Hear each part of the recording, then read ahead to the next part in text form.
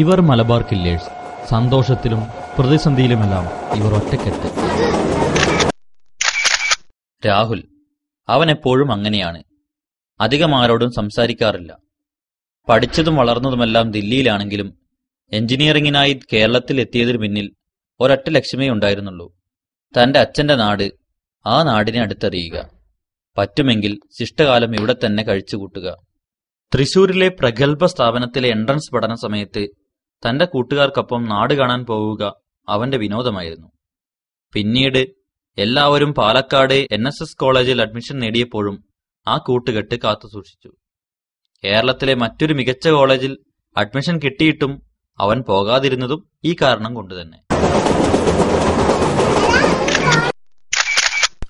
രഘു എന്ന രാകേഷ്. രഘു എന്ന് കേൾക്കുമ്പോൾ വില്ലൻ എന്ന് തോന്നുമെങ്കിലും ആൾ പാവം തന്നെ. അടിപിടിയിൽ മുന്നിൽ നിൽക്കാൻ മടി കാണിക്കാറില്ലാത്തതുകൊണ്ട് കൂട്ടുകാർ അങ്ങനെ വിളിക്കുന്നുവെന്ന് മാത്രം. വൈകുന്നേരങ്ങളിൽ മൊബൈൽ ഹെഡ്സെറ്റ് ഘടിപ്പിച്ചാൽ ആൾ ബിസിയാണ്. ആരെയാണ് വിളിക്കുന്നതെന്നതിൽ ഇന്നും അവ്യക്തത.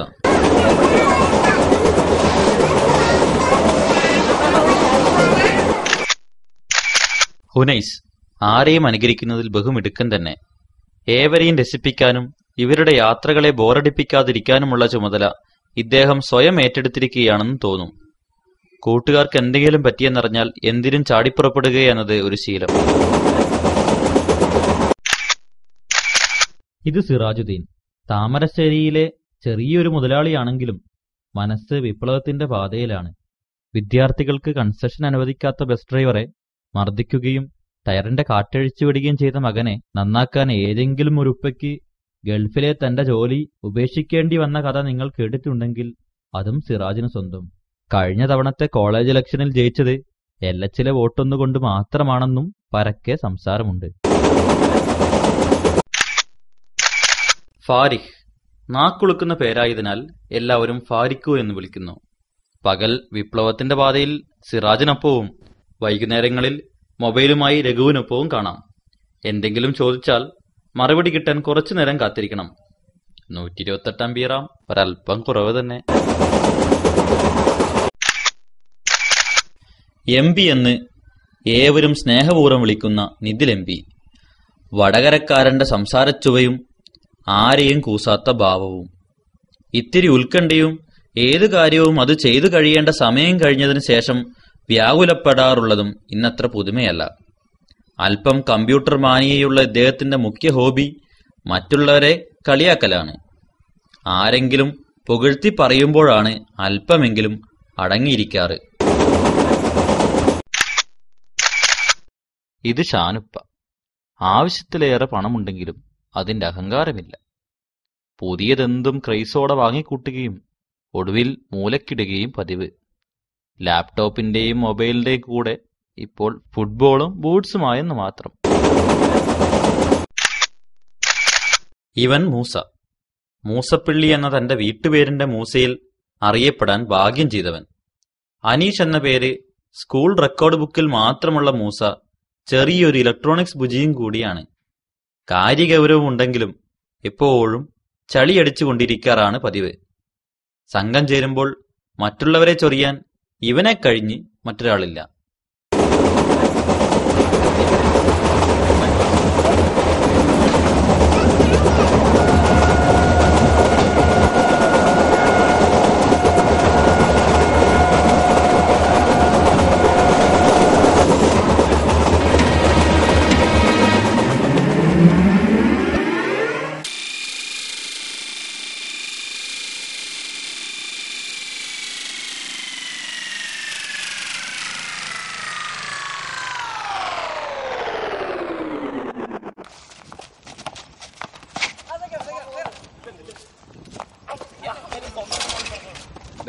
മതി വാ പോലീസ്.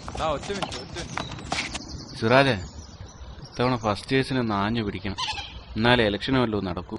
ശരിയാടാ, അവന്മാർ റോഡിലേതൊക്കെ എപ്പോഴേ തുടങ്ങി. ഇപ്രാവശ്യം നമുക്ക് ആ ബസ് ടൈം ടേബിൾ നേരത്തെ കൊടുക്കണം.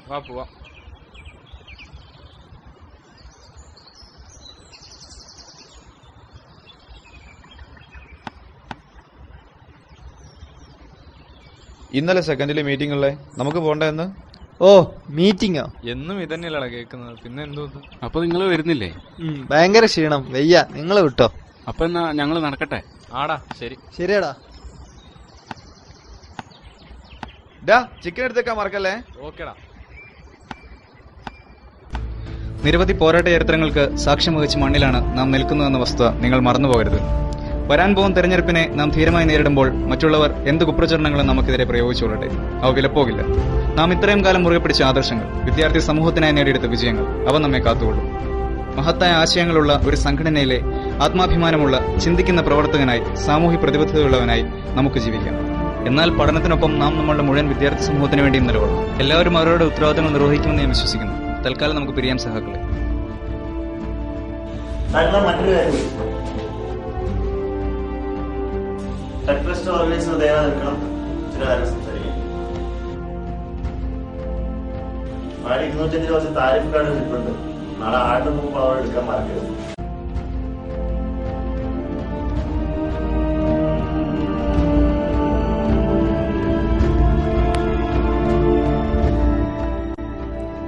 NSS കോളേജ് ഓഫ് എഞ്ചിനീയറിംഗിന്റെ പതിറ്റാണ്ടുകളുടെ ചരിത്രം ഈ മുറിയിൽ സൂക്ഷിക്കപ്പെട്ടിരിക്കുന്നു.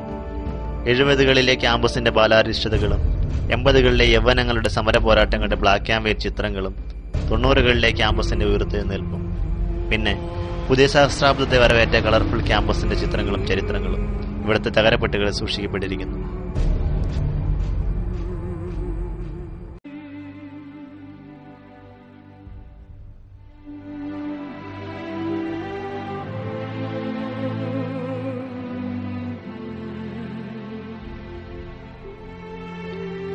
ഈ മുറിയുടെ ചുവരുകൾക്ക് നമ്മോട് പറയാൻ ഒട്ടനവധി അവകാശ പോരാട്ടങ്ങളുടെ ചരിത്രങ്ങളുണ്ട്. ക്യാമ്പസിനെ രാഷ്ട്രീയവും സർഗാത്മകമായി നയിച്ചിരുന്ന ഒട്ടനവധി വിപ്ലവകാരികളുടെ ആവേശം കൊള്ളിക്കുന്ന സമരജീവിത യാഥാർത്ഥ്യങ്ങളുണ്ട്. എന്നും 205 നമ്പർ ഹോസ്റ്റൽ മുറിയിലെ അന്തേവാസികൾ പുരോഗമന വിദ്യാർത്ഥി പ്രസ്ഥാനത്തിന്റെ സാരഥികളായിരുന്നു. ഇന്നും ഈ ക്യാമ്പസിന്റെ കഴിഞ്ഞ കാലങ്ങൾ തികഞ്ഞ ഗൗരവത്തോടുകൂടി ഇവിടെ സൂക്ഷിക്കപ്പെടുന്നു. ഈ ക്യാമ്പസിലെ ഏതൊരു വിദ്യാർത്ഥിക്കും ഏതു സമയം പരിചയപ്പെടാനും പരിശോധിക്കാനും സാധിക്കുന്ന വിധത്തിൽ. രാശേ, ടൂർണമെന്റ് വരല്ലേ, നമുക്ക് ടീമിനെ ഇറക്കണ്ടേ? എടാ രാഹുൽ എവിടെ? അവനെവിടെയോ ഫോൺ ചെയ്ത് നിൽപ്പുണ്ട്. എടാ രഘു, ഇത്തവണ നമ്മുടെ ക്രിക്കറ്റ് ടീം ഇറക്കണ്ടേ? ഞങ്ങളും അതന്നെയാണ് ആലോചിച്ചോണ്ടിരിക്കുന്നത്. മോനെ വെറും കിടും, നിങ്ങളൂടി വരണ്ടിയിരുന്നു. എന്താ കാര്യം? അവിടെ 205 കാലാകാലങ്ങളായുള്ള യൂണിറ്റ് മീറ്റിംഗിന്റെ മിനിറ്റ്സുകളും ട്രോഫികളും കില്ലേഴ്സിന്റെ ഫോട്ടോകളും. കില്ലേഴ്സ് എന്ന് പറഞ്ഞ കില്ലേഴ്സ് പണ്ട് നമ്മുടെ കോളേജിനെ ഉറപ്പിച്ച് RX സെന്ററിൽ ചെത്ത് നടന്നിരുന്ന ദ റിയൽ കില്ലേഴ്സ്. കിട്ടി, മലബാർ കില്ലേഴ്സ്. നമ്മുടെ ടീം മലബാർ കില്ലേഴ്സ് ഉറപ്പിച്ചു. വാ, സൂപ്പർ, നമ്മൾ തകർക്കും. മോനടി.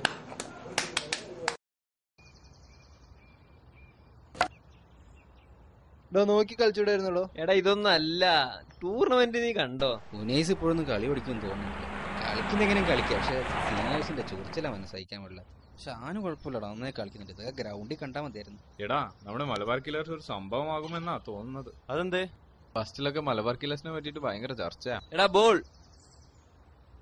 എന്താ കാര്യം? നമ്മൾ പുതിയ കില്ലേഴ്സ് ആവുമോന്ന് അവർക്കൊരു പേടി. ഓ, അതാണോ ഇത്ര വലിയ കാര്യം? ഇനി ഇത് മതി നമ്മളെ ചൊറിയാൻ. അത് നമുക്ക് കാണണല്ലോ. എന്നാല് ആടാ, അത്രേ ഉള്ളൂ. ഞാനുണ്ട് എന്നോട്.